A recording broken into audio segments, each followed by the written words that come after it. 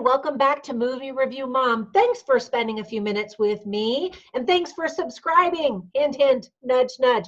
By the way, ring that little bell or click on that little bell, and it'll notify you every time I have a new video coming out. So today, the movie I'm reviewing is called The Goldfinch. Now, this movie actually came out a couple of months ago, but it kind of flew under the radar for a lot of people, including me. And so now is our chance to see it again because it comes out on DVD and streaming on December 3rd. I have mixed feelings about this movie, so I'm going to tell you kind of an overall nutshell gist of the movie, some tips for parents, some themes, and then some things that I liked and didn't like. And then you can decide if you think that this movie is right for you. First of all, the movie is rated R. It's 2 hours and 29 minutes, so it's a little bit long. However, this book is based on Donna Tartt's novel, which was 800 pages long. So considering that, the movie length might seem appropriate. The movie review mom grade that I'm giving it is a B-, and I'll tell you why. But first, the quick nutshell. It's a heartbreaking coming-of-age drama, and it's a film adaptation of Donna Tartt's New York Times best-selling novel called The Goldfinch, which won the 2014 Pulitzer Prize for Literature. It was on the New York Times best-selling list for like ever. I forget how long. 80 days, something like that. And I haven't not read the book, but I can share a few insights from people that have read the book and watched the movie so you can kind of get a little gist. If you've read the book, I especially want to hear what you think about the movie. So be sure and put your comments down below. It would have been really interesting to see a film where the screenplay was written by the author of the novel, right? But unfortunately, that didn't happen. And rumor has it that her agent was offered an enormous amount of money for Donna to kind of sign away her rights so that they could pay somebody less money to write the screenplay. And apparently, this is rumor. So if you're her agent watching this, I don't know, you'll have to confirm or deny. But anyway, her agent said, great, and signed the contract on behalf of Donna. And Donna wasn't happy. She wasn't interested so much in the dollar amount that she just earned. She wanted to be able to preserve the integrity. Her hands were kind of tied. The contract was signed. So that's why we don't have her as the screenplay writer of the movie. Anyway, it's the very first collaboration between Amazon Studios and Warner Brothers. And unfortunately, the movie had a really bad opening. So I'm sure they're hoping for a better opening on when it goes to DVD and streaming. It's a bit of a heady, artsy-fartsy type of film, so I recognize it's not for everyone.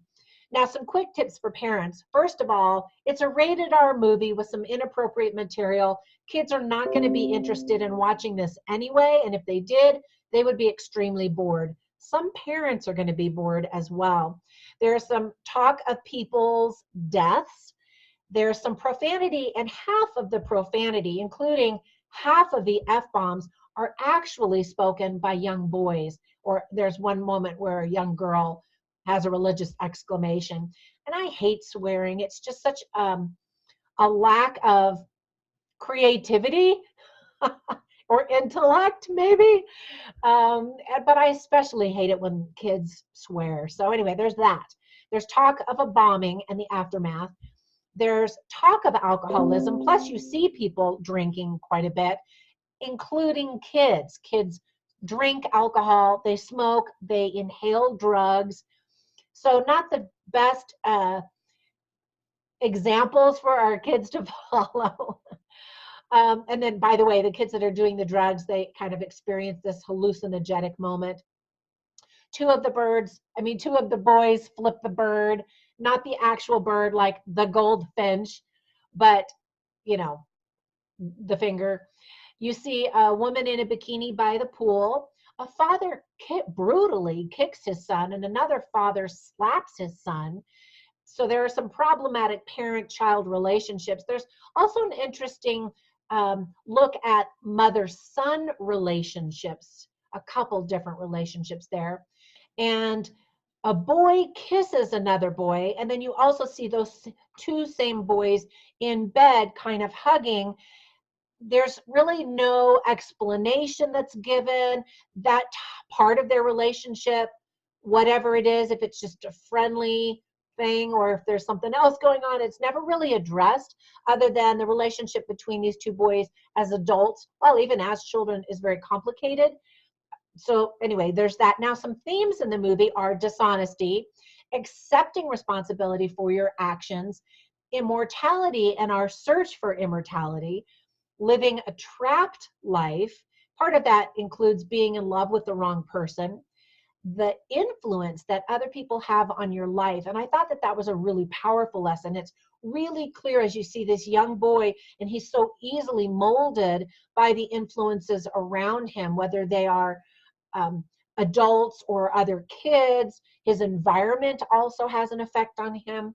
And so let that be a lesson to all of us, that we really need to choose wisely with whom we spend our time.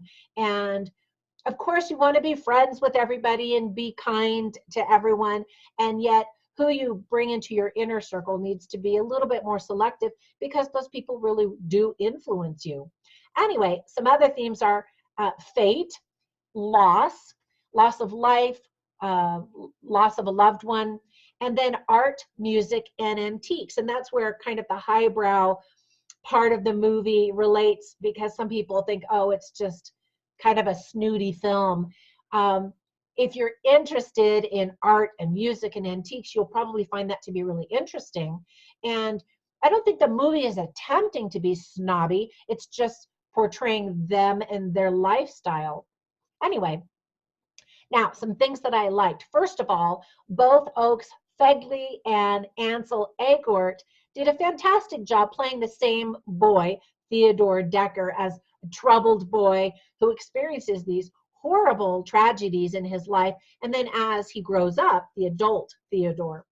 The talented cast along with him includes standouts like Nicole Kidman, who plays a really interesting character. I don't know if I've ever seen her play that before. Luke Wilson, who they're all great. Sarah Paulson also plays a character I've never seen her played before. Finn Wolfhard, who apparently got the role because the casting director was very impressed with his Russian accent. And Jeffrey Wright, who plays a real stable influence in this young boy's life. You see how the trajectory of Theo's life changes based on all of these people. And again, let that be a lesson to us all to choose wisely who we surround ourselves with.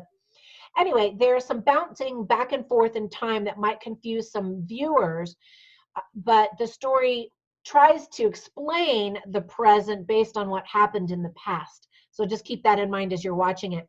The painting that's featured in the film is an actual work of art by Carol Fabricius from 1654. And of course, the piece is called The Goldfinch, and it's now on display in The Hague in the Netherlands. I love the melancholy music, which fits really appropriately because it is a drama. It's very melancholic. Is that a word? Very serious, very sad, very depressing. And some people may not like the movie for that. I love twists. I'm always a sucker for twists. So everything you see isn't necessarily what it is, what reality is. And I like that. By the way, that painting of the goldfinch symbolizes very well how Theo was changed to his past. And I've got a picture of that painting so you can see what I'm talking about. There's this little chain, and this bird is chained and can't get away. And Theo is like that as well. He never can be free to fly as a grown adult now until he can let go of the past and some of the things that happened in the past. We learned that this painting, Goldfinch, was his mother's favorite painting. And that's by holding on to this painting, he feels and believes he can hold on to his mother as well. Again, preventing him from flying into the future and becoming the healthy young man that he should be. Some things that I didn't like are that the story seems a bit flat and yet melodramatic at the same time. So Ansel Elgort does a fine job, but the movie kind of drags because his character is very sullen and depressed and serious and suicidal, and it's a kind of a downer. And the part of the movie that features Oakes vaguely as the young Theo is the part where I felt more engaged. It's still heartbreaking and depressing as well, but there was something hopeful because he was young, and I was worried that the older Theo was going to do something really bad and legally, morally, ethically, all that kind of stuff. Anyway, the film or the scenes where Theo is younger most of them are in New York or Las Vegas, where he moves. And I live in Las Vegas, so I was curious what they were going to show. And they don't even show the strip, the famous Las Vegas strip with all the hotels and casinos and the action and the restaurants and entertainment and all that kind of stuff. They show his house out in the middle of nowhere, out in the middle of the desert. And there are many developments that do look like that. And part of it was they designed it to show how secluded he really was from kind of the world and good influences. And so I heard that people who have seen the book think that the movie captures that feeling of seclusion really well. But for me, living in Las Vegas, it made Las Vegas just look like a dump, just out in the middle of the dirt with nothing surrounding. There were no trees or anything like that. That's a small detail. The movie itself is a very slow burn. It feels very long. Yet people who have read the book say that it wasn't long enough to successfully cover all of the complex characters and storyline, that there were so many things that were left out because you have to cut things to fit it into a movie. So I thought that was an interesting perspective, because when you're watching the movie, you're like, this thing's still going? There are some characters that come and go, and you're never quite sure which ones are supposed to be relevant because they're not explored deeply. Their characters aren't fleshed out in a way that's satisfying, where it gives you a lot of more information, or even relationships are kind of at a surface level. Not all of them, but some of them, because there just wasn't time to go into depth and explore like the book does. So in that regard, the book gives you much more detail, much more interesting and helpful detail as you're trying to make sense of this complex character that Theo is. Now, I also don't quite understand the movie poster. I'm going to take a guess at it. My first question is the boy on the poster supposed to represent a bird? Because he kind of looks like he's going to take flight, right? Maybe, like in the piece of art called the Goldfinch.